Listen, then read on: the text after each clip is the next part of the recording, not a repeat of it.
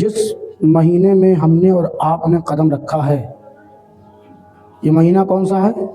الحمدللہ لوگ جانتے ہیں شعبان کا مہینہ ہے، اسی میں شب برات بھی ہوتی ہے کہ اگر سال بھر کچھ ایسے لوگ جو اپنے مرحومین کے قبر پہ فاتحہ پڑھنے نہیں جا پائے تو ایک موقع ان کو سال میں ملتا ہے۔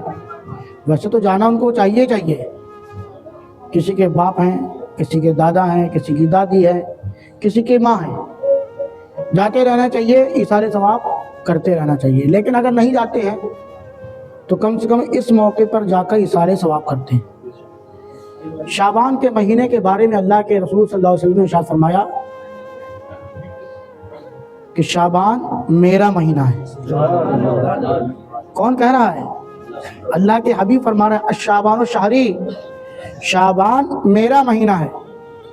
سوچئے جس سے آپ محبت کرتے ہوں ہیں دنیا میں، اگر آپ کسی سے محبت کرتے ہوں اور وہ کہے کہ فلاں میرا ہے، فلاں میرا ہے، تو وہ تھا تو فلاں تھا اس کا جس سے آپ کو محبت تھی، لیکن اب وہ فلاں آپ کے لیے فلاں نہ رہا، اب وہ فلاں آپ کے لیے فلاں نہ رہا بلکہ فلاں اپنا ہو گیا۔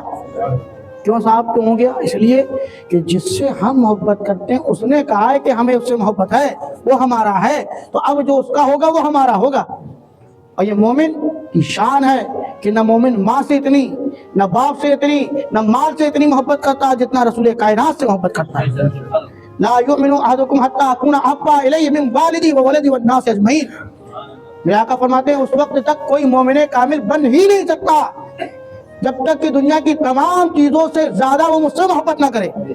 سبحان اللہ کہیے۔ ماں باپ، آل اولاد، مال دولت، سب سے زیادہ اگر محبت اگر کسی سے کرے تو نبی کائنات سے، اور نبی کائنات اگر کہتے یہ میرا مہینہ ہے، یہ میرا مہینہ ہے، تو سوچو کتنا مرتبوں والا، عظمتوں والا، رفتوں والا، بلندی والا وہ مہینہ ہوگا جس کو سرکار فرما رہے ہیں شعبان و شہری، شعبان میرا مہینہ ہے۔ اب آپ نے سن لیا تو کرنا کیا ہے؟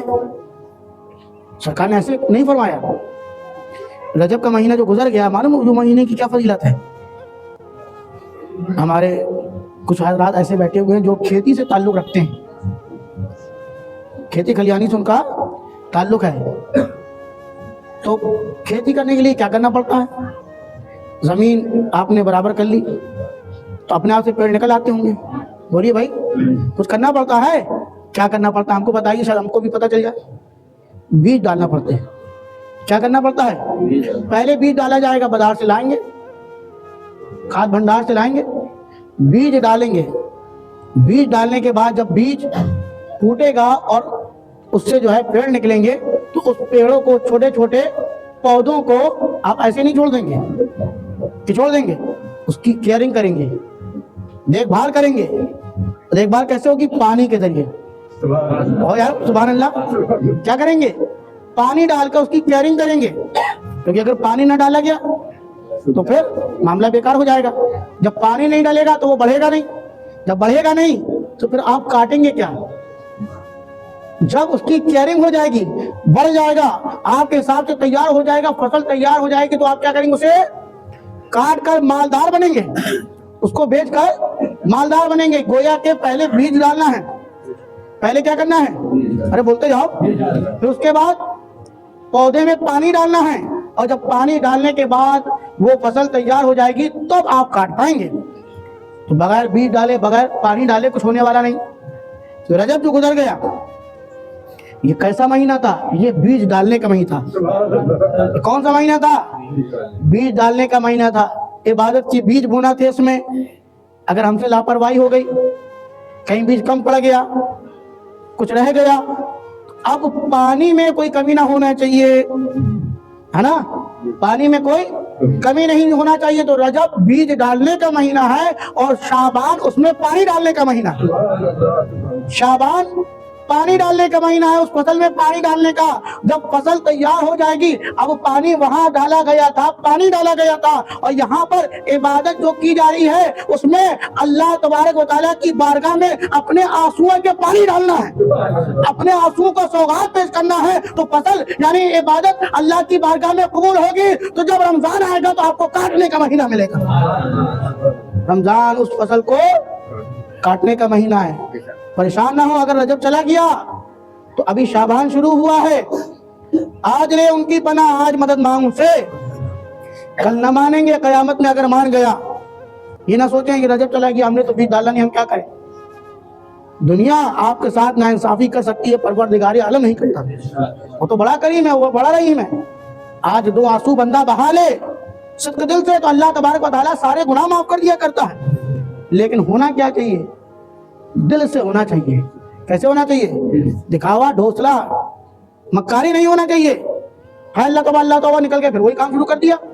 सुबह शाम गले पे बैठ के साफ झूठ बोल रहा है, सफेद झूठ से बोलते हैं। यहाँ पकड़ के कसम खा लेते हैं। कसम खाने वाले अल्लाह कसम पड़ता ही, लानतुल्लाहि अलल काज़िबीन, झूठे पर अल्लाह की लानत है। तुम सामने वाले को कसम दिलाकर ये साथ दिलाना चाहते हो कि सच्ची में हमारा पड़ता नहीं, जबकि तुम जानते हो और तुमसे बेहतर तुम्हारा रब जानता है। तुमने तो झूठ बोल दिया। आप उम्मीद ये कर रहे हो कि कमाई जो हमें मिली उसमें बरकत हो जाए। बरकत आएगी कैसे, तुमने तो झूठ बोलकर कमाया ना। अरे वो 4 ही पैसे अच्छे थे जो सच्चाई के साथ कमाए जाते, तुमने झूठ बोलकर 4 को 6 बना लिया, बरकत चली गई। आएगा और ऐसे निकल जाएगा कि पता नहीं चलेगा कहाँ जाएगा। सच्चे दिल से तौबा करनी चाहिए, अल्लाह की बारगाह में आज़ीम इंकिसारी से पेश आना चाहिए, तब मामला बनता है। और आज़ीम इंकिसारी कहीं और से लेने की जरूरत नहीं है हमें। आज़ीम इंकिसारी अगर लेना हो तो मुस्तफ़ा की बारगाह से, आका की बारगाह से ले। हज़रत अब्दुल्लाह इब्ने उमर रज़ियल्लाहु ताला अन्हु इरशाद फरमाते हैं कि मैंने देखा कि नबी कायनात एक ही जगह पर बैठे हुए हैं, एक ही मकाम है, अल्लाह के रसूल एक ही दुआ फरमा रहे हैं, ऐ अल्लाह मुझे बख्श दे, अल्लाह मग़फ़िर व तुब अलैया इन्नका अंत तव्वाबुर रहीम। ऐ अल्लाह मेरी मग़फ़िरत फरमा, मेरी तौबा को कबूल फरमा, बेशक तू मग़फ़िरत फरमाने वाला है, तौबा को कबूल फरमाने वाला है। सुभान अल्लाह। ये दर्स कौन दे रहा है, बारगाह मुस्तफ़ा से मिल रहा है कि जिनका इशारा हो तो रब फैसले बदल दे। उन्होंने उम्मत को पैगाम क्या दिया है कि रब की बारगाह में झुकोगे तो मकाम ऊंचा हो जाएगा। और हज़रत अब्दुल्लाह इब्न उमर क्या फरमा रहे हैं कि एक ही जगह बैठकर सरकार ने इस दुआ को 100 मरतबा पढ़ा। कितने मरतबा, और ये पैगाम दे दिया कि ऐसा नहीं है एक मरतबा तुम नमाज में चले गए और वहाँ तौबा कर ली तो सोच लिया कि फलां के लिए तौबा तो कर ली है, अब क्या जरूरत है। सरकार तो अल्लाह के महबूब हैं और नबी हैं, रसूल हैं, उनके नामा आमल में कोई गुनाह है ही नहीं। लेकिन उम्मत को मुस्तफ़ा पैगाम क्या दे रहे हैं कि दुआ को बार बार मांगो, आज़ी इंकिसारी बार बार करो। ये ना सोचो कि 2 रकात नमाज पढ़ ली तुम बहुत बड़े अल्लामा बन गए, नहीं, जितना रब की बारगाह में झुकोगे अल्लाह मकाम और बुलंद फरमाएगा। अल्लाह मेरे गुनाहों को बख्श दे, मेरी तौबा को कबूल फरमा ले, बेशक तू गुनाहों को मग़फ़िरत फरमाने वाला है और तौबा को कबूल फरमाने वाला है। 100 मरतबा आका ने दुआ की एक ही जगह बैठकर। हम अपनी जिंदगी में लाते कि नहीं लाते, हमारा आलम देख लीजिए। बांदा तो छोटा शहर है लेकिन कुछ चीजें यहाँ भी शुरू हो गई साहब। तौबा जो इबादत का मक़सद है, जिसको सुकून इत्मीनान के साथ मांगना चाहिए और हो सके कि इमाम के साथ मांगना चाहिए, लेकिन होता क्या है, जुमा के दिन देखिए आप, कुछ हजरात तो बिल्कुल सलाम फेरने के बाद वजू खाने के पास खड़े रहते हैं, बस यूं हो तो यूं हो जाए, यहाँ हाथ फेरे वहां बाहर। लम्हा फिक्र है, सोचने की बात है। और कुछ लोगों को तो मैंने अपनी आंखों से देखा, बड़े शहर में तो मैं कई बार देख चुका था, यहाँ भी मैंने देखा बड़ी मस्जिदों में कि अब आलम ये हो गया है कि इमाम ने सलाम फेरा और वो पहले खड़े हो गए, दुआ भी नहीं करते साहब, चप्पल उठाई बाहर, अभी दुआ शुरू नहीं हो बाहर निकल गए। फिर अल्लाह से उम्मीद रखते हो, दुआ जो इबादत का मक़सद है, अरे अकेले तन्हाई में मांगो और कम से कम इज्तिमा में, जहाँ जमात हो वहां तो इसलिए मांगो कि मैं अपनी बात नहीं कर रहा, मैं तो गुनाहगार हूँ, आप जैसे नेकोकार में कोई अल्लाह का नेक बंदा होगा। जहां पर 40 बंदे मुसलमान इकट्ठा हो वहां अल्लाह का एक नेक बंदा होता। अल्हम्दुलिल्लाह यहाँ तो 100 200-250 लोग होते हैं, तो क्या अगर वो आपकी दुआ में आमीन कहेगा तो अल्लाह कबूल नहीं करेगा? लेकिन हमारा आलम क्या है, तो हम दुआ मांगना ही नहीं चाहते। अरे उसने आमीन कर दिया और होता क्या, रब्बना आतिना फिद दुनिया हसनतुम व फिल आखिरति हसना, अल्लाह दुनिया की भलाई अता फरमा, आखिरत की भलाई अता फरमा।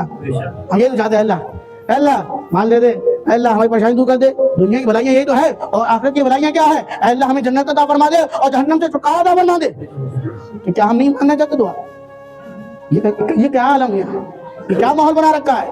चप्पल लेके भागना है तो आए का है अल्लाह की बारगाह में।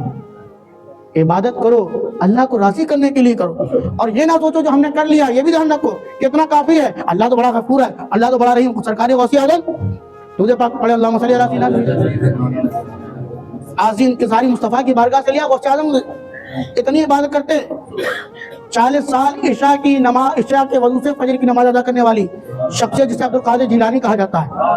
इसका मतलब क्या है कि रात में जो वजू किया सुबह तक चल रहा है, पूरी रात इबादत में गुजरी है। ये आलम है कि हड्डियां दिखने लगी, हड्डियां बढ़ने लगी, ये आलम है। और ऐसे वली हैं, अपने अगर माने तो कमाल नहीं है, गैर भी सरकार गौसे आजम की विलायत को मानता है, अहले हदीस के उलमा भी मानते हैं। ये है शख्सियत सरकार गौसे आजम की। इबादत कर रहे हैं, बादल के टुकड़े से आवाज आई, अब्दुल कादिर अब तुम्हें इबादत की जरूरत नहीं, मैं तुम्हारा रब बोल रहा हूँ, मैं तुम्हारा रब, तुम्हें हुक्म दे, अब इबादत की जरूरत नहीं है।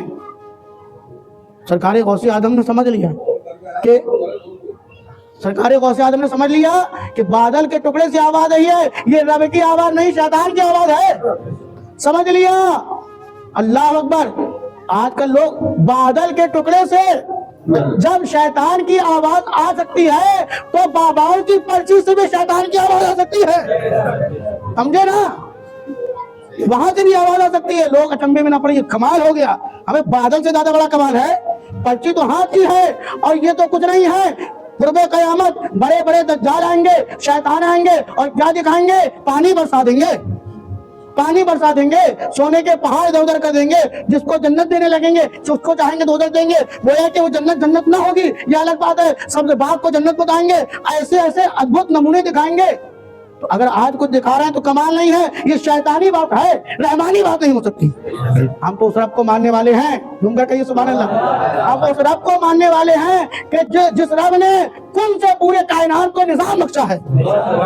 कुन कहा फयकून, रब ने कहा हो जा और कायनात हो गई। अल्हम्दुलिल्लाह मुसलमान वो है कि ढोकसले देखकर मुसलमान कभी बहकता नहीं है, जानता है कि रब की शख्सियत, रब का मकाम और रब के मर्तबा वो है कि जिसने कायनात को लफ्ज़े कुन से बनाया है। ये सारे शैतानी मामलात है। अल्लाह तबारक व तआला हमें समझने की तौफीक अता फरमाए। और जब बादल से आवाज आई तो खुश नहीं हुए, बल्कि अपना काम जारी रखा।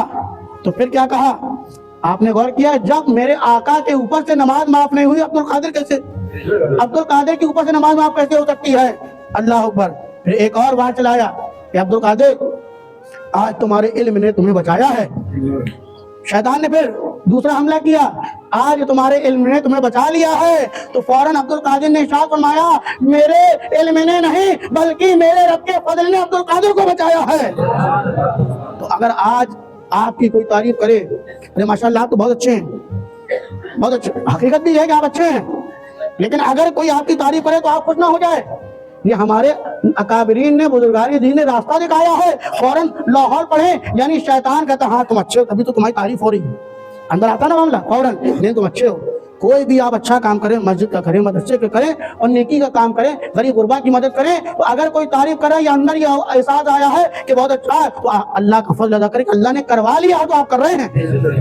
न मेरी औकात है, न आपकी औकात है, जब तक रब ना चाहे एक पत्ता नहीं हिल सकता। लेकिन एक साहब जो है पत्ता हिलाकर दिखा रहे थे और कहते देखो ये, तो कहते रब की मर्जी से नहीं हिलता, मैं हिला रहा हूँ। बेवकूफ, रब आकर हिलाता नहीं, रब जिससे चाहता है हिलाता है। रब जिससे चाहता है हिलवाता है। उसने तुझी को खड़ा कर दिया उसी अंदाज में जिस तरीके से सरकार गरीब नवाज की बारगाह में आने वाले ने कहा था, ऐ ख्वाजा मुझे पैसे दे दे, ये दे दे। एक जो है बदअकीदा था, ये क्या देंगे मुझसे लो, ये क्या देंगे मुझसे लो। तो कहा वारे ख्वाजा तेरे अंदाज निराले हैं, दिया भी तो उससे दिया जो तुझे मानता नहीं। अंदाज निराले हैं। अल्लाह तबारक व तआला हमें समझने की तौफीक अता फरमाए। अस्तगफिरुल्लाह रब्बी मिन कुल्लि ज़ंबिन व अतूबु इलैहि व मा अलैना इल्ला अल बलाग। इंशाअल्लाह بعد نماز عشاء جو درس ہوتا ہے وہ بھی ہوگا، اور 29